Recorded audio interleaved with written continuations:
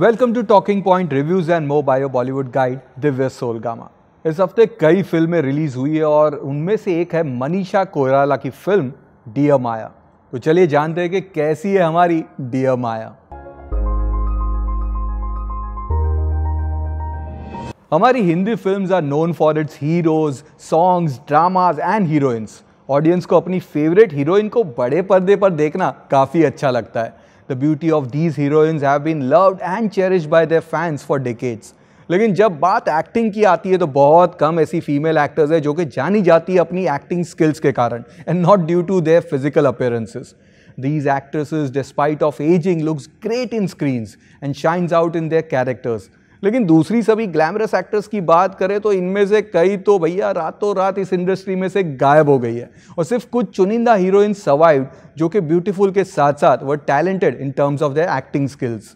कई beautiful actresses made their comeback in graceful manner in the form of some powerful characters और in the role of mother. Durga Khote, Kamini Kaushal, Jaya Bachchan, Sharmila Tagore, Nutan, Meena Kumari, Waheeda Rehman, Sridevi and many such actresses made a good comeback with a big bang. अब the latest to join this list is Manisha Koirala with a film Dear Maya, जिसमें इस actress ने ना ही अपने current as को display किया है बल्कि has dared to look non glamorous too. तो इसीलिए चलिए जानते हैं कि क्या ऑडियंस अपनी favourite girl from the 90s era को इस डेयरिंगली डिफरेंट रोल में एक्सेप्ट कर पाएगी या कि ये फिल्म भी might be just one of those forgotten films of such yesteryear actresses. Dear Maya film की कहानी है दो स्कूल गर्ल्स यानी कि आना यानी कि मदिया इमाम एंड ईरा यानी कि श्रेया चौधरी की, जो कि शिमला में रहती है. दोनों बेस्ट ऑफ फ्रेंड्स है और एक दिन आना को अपनी नेबर माया देवी यानी कि मनीषा कोइराला के बारे में पता चलता है कि ये कैसे एक मिडल एज लोनली लेडी है जो कि अपने घर में परसों से ट्रैप्ड है. Maya Devi is reclusive and disinterested in her life. तो इसीलिए Anna and Ira decide to spice up Maya Devi's life and decide to write a love letter to her in a name of fictional person name as Ved, जो कि claim करता है कि वो माया को उसके जवानी के दिन में मिला था. बस इन लेटर्स को पढ़ के माया की जिंदगी रंगीन होने लग जाती है और इससे पहले कि ईरा और आना इस बात को सेलिब्रेट कर सके, Maya decides to leave Shimla in order to find Ved. Anna Maya को रोकने की काफ़ी कोशिश करती है बट फेल्स मिजरेबली. एंड इसके आगे जो होता है वही तो फिल्म के आगे की कहानी है.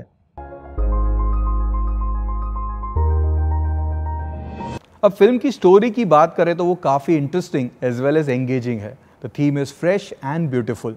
फिल्म के पहले भाग में मदिया एंड श्रेया की बॉन्डिंग को दर्शाया गया है, फॉलोड बाय मनीषा's ट्रैक. हाँ, उस ट्रैक तक आने में काफ़ी वक्त लग जाता है, लेकिन जैसे ही मनीषा उन लेटर्स को पढ़ने लगती है फिल्म अपनी गति पकड़ने लग जाती है. मनीषा जब ये लेटर्स पढ़ती है तो उनके एक्सप्रेशंस कम माल के हैं.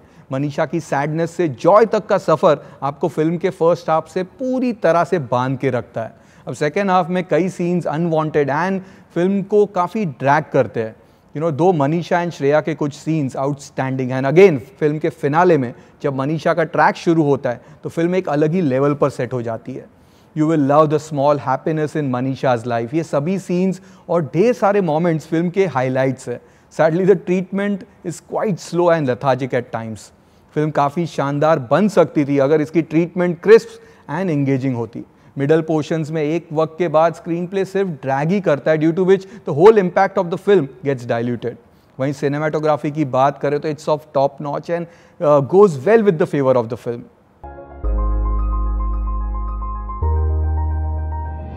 इस फिल्म का म्यूजिक अनुपम रॉय ने दिया है, जो कि जाने जाते अपने music for films like Piku and Pink. यहाँ पर इनिशियल सॉन्ग्स पासेबल है, लेकिन फिल्म के अंत वाले सॉन्ग्स 7 रंगों से बाय रेखा भरद्वाज एंड सूने साए आर मेलोडियस. बैकग्राउंड स्कोर अच्छा है and goes well with the mood off the film. Director Sunena Bhatnagar comes up with a slice of life type of tale and present it in a brilliant manner. She extracts some fine performances from her lead actors, जिसके कारण से आप उनके emotion से पूरी तरह से जुड़े रहते हो. Sadly, slow treatment of the film ruins the whole fun. साथ में weak screenplay in the middle portions dilutes the flow of the film.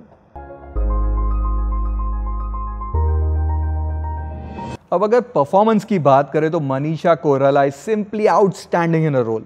आपको उनके characters like Saira Banu from Bombay and Rajjo from 1942 a love story की याद आ जाएगी। अगर सोचिए वो characters if they grew old तो उनका कंबाइंड इफेक्ट आपको माया के कैरेक्टर में नजर आएगा। वहीं Madiha Imam is cute and talented. Shreya Chaudhary looks good and supports well. Iravati and others lend good support. Rakesh Om Prakash का cameo welcomed है. So on an overall basis, Dear Maya is a precious performance-based, intelligible tale जो कि mildly ruined हो जाती है due to its slow treatment and weak screenplay. इसके बनते मैं इस फिल्म को 2.5 stars out of 5 की रेटिंग्स देता हूँ। तो चलिए, अगर आप मनीषा कोइराला के फैंस हैं तो don't miss this movie and देखने के बाद हमें बताइए कि कैसी लगी ये फिल्म। मिलते हैं जल्दी एक और हिंदी फिल्म के रिव्यू के साथ only on talking point reviews and more with your Bollywood guide Divya Soulgama.